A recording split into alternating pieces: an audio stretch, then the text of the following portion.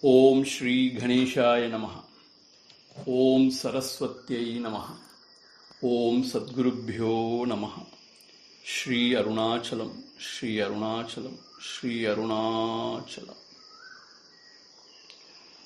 Good morning, devotees and seekers all over the world. Greetings from Arunachala. Today, we shall take a beautiful question from one Mrs. Brinda Kugan, an architect from Sydney, Australia. Her question: Hari Om Swamiji, my question is, how do I stay calm, especially when I feel overwhelmed by work commitments and family commitments? So basically she is inquiring how to stay calm in spite of her busy schedule, her commitments towards her work, towards her family. Brinda is a senior architect juggling between her demanding job, household duties, and taking care of two teenage daughters, apart from giving English tuitions during weekend. Dear Brinda, how to stay calm is your question. I would say it is difficult only. In the Western world, where everything revolves around money and seeking more and more of the worldly things and pleasures, it is not possible to make both ends meet without the lady of the house also putting her might and earning sufficient money. To educate two children in a good private school nowadays costs a fortune even in this part of the world. Then what to talk about the Western world? At least here in India and Sri Lanka, people have the luxury of having a servant maid to help them out in household chores. But there I don't think even a CEO of a big company can afford. Only consolation is, in that part of the world, even though the man may be from India, the man of the house, he also pitches in with some household duties in most of the households. This is a consolation really. But I know there are exceptions too. Also, to cater to the needs of the two teenage daughters is not easy either.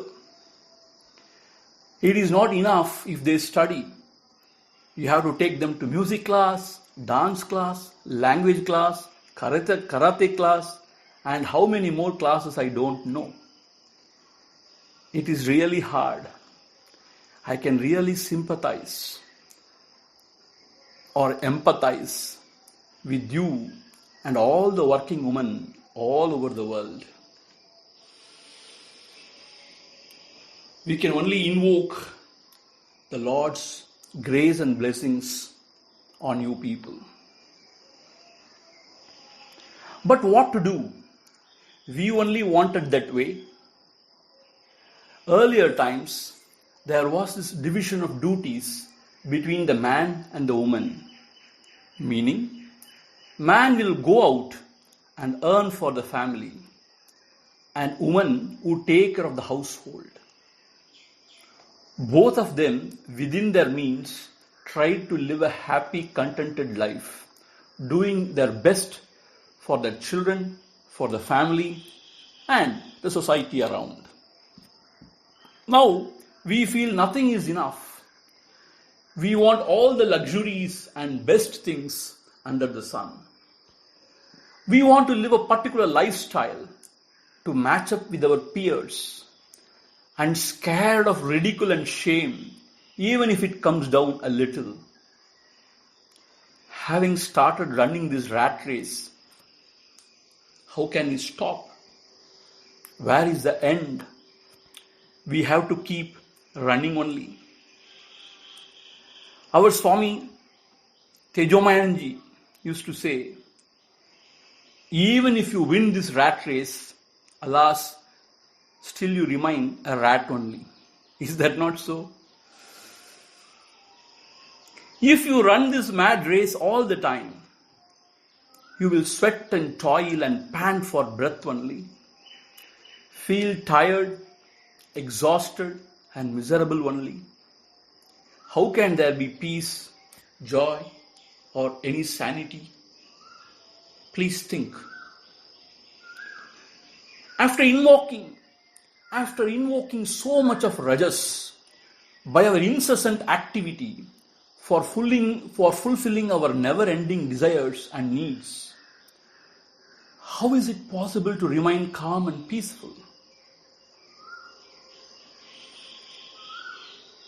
I will repeat. After invoking so much of rajas by our incessant activity for fulfilling our never-ending desires and needs, how is it possible to remain calm and peaceful? Because the very rajasic energy, if invoked without any end, will lead only to agitation, confusion, strife, and misery only. Then how to remain calm? Bhagavan Sri Krishna says, Rajasasya phalam dukkham, meaning rajas leads only to sorrow. It is like stirring the muddy waters violently and expecting clear water to surface for one to drink. Is it possible?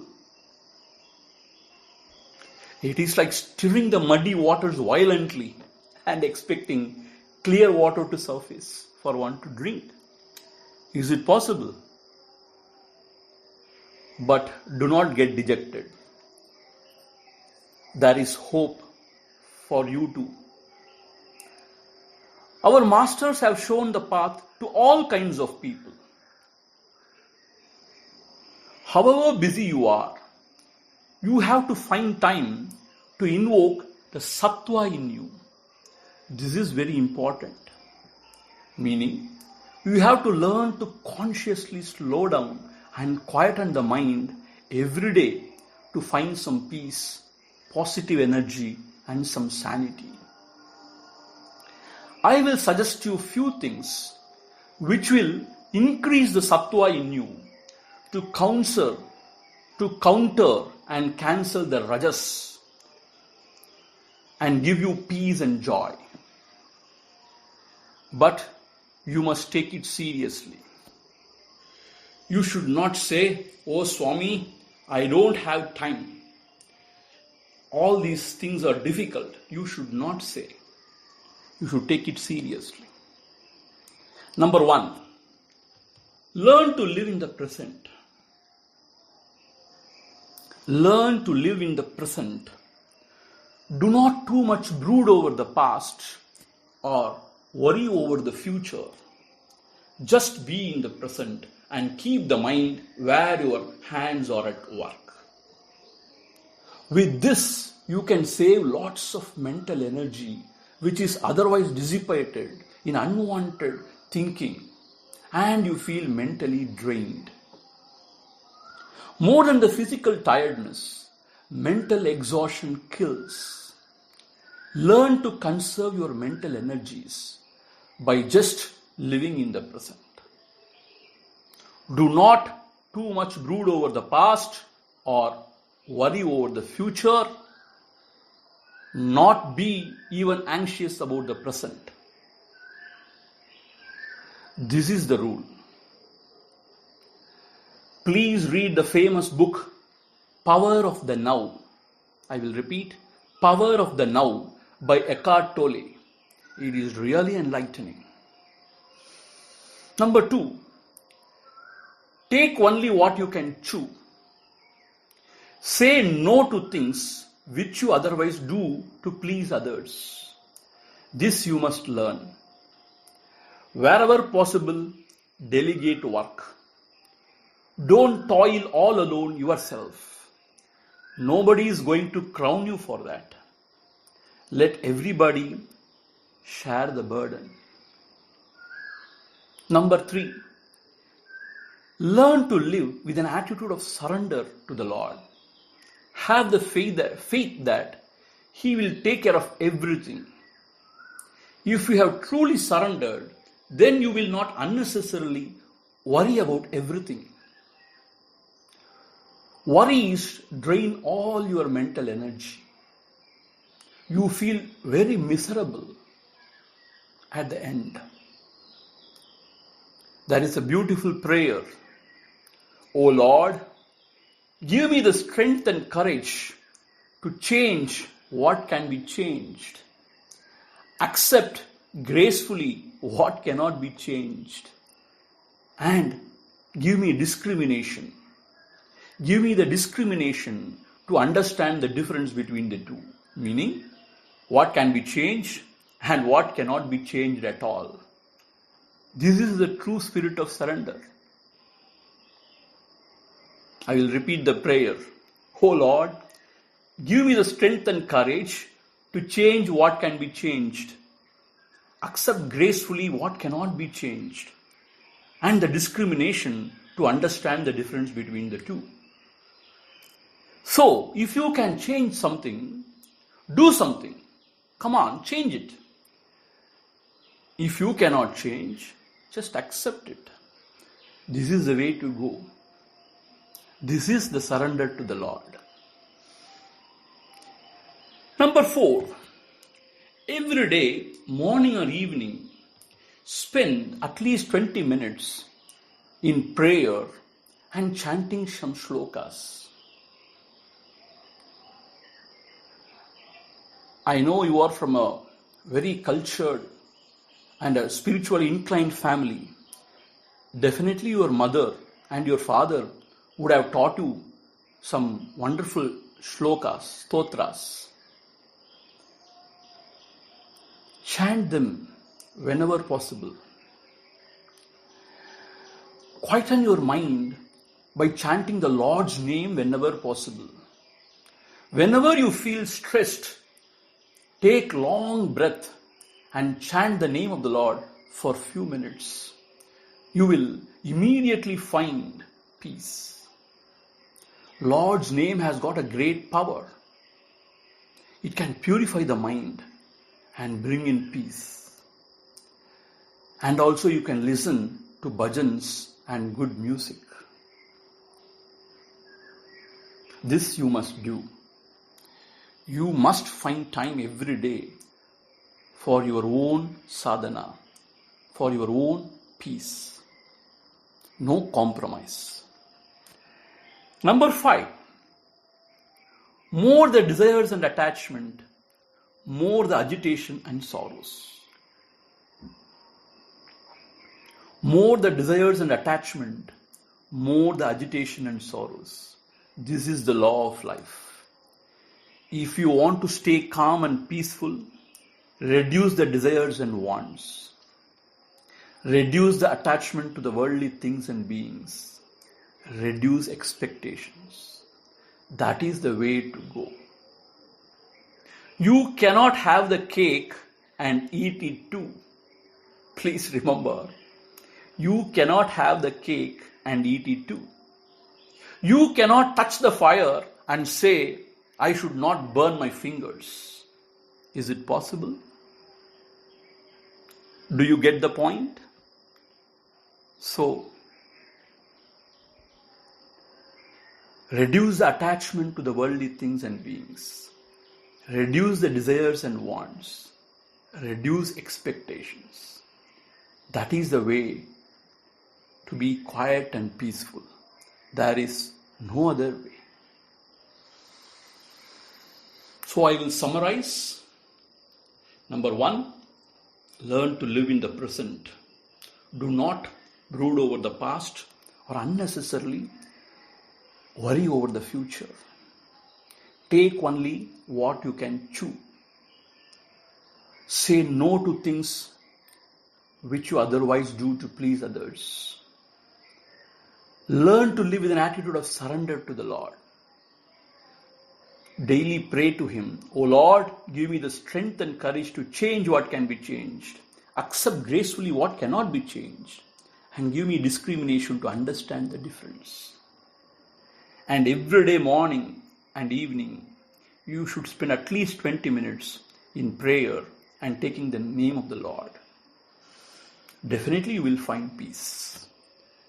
And last but not the least, reduce the desires and wants. Reduce the attachment to the worldly things and beings. Reduce expectations. That is the way to go. Do you get the point? Are you satisfied with the answer?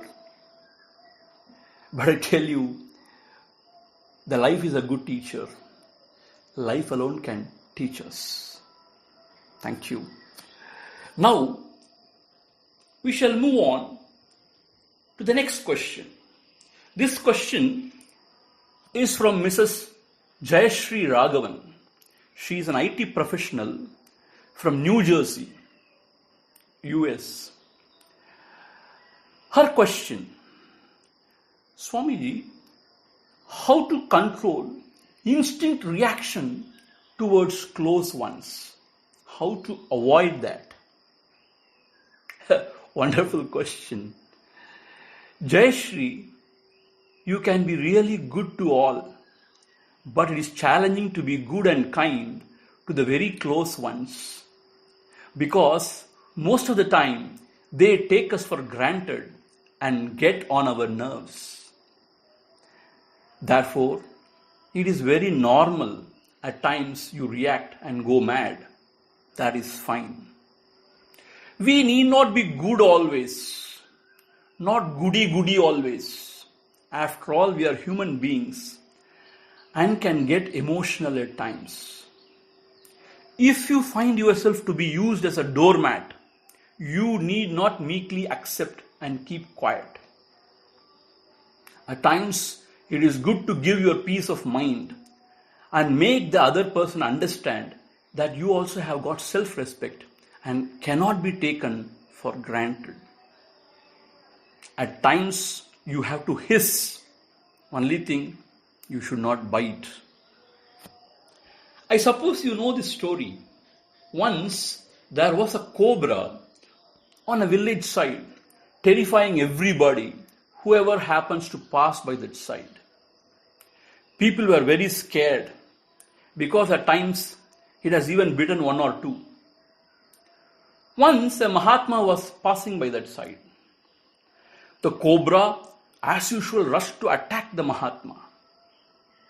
Mahatma, because of his yogic powers, was quiet and composed, and with love advised the cobra not to harm anybody, because that is sinful and the cobra may have to go to hell for that.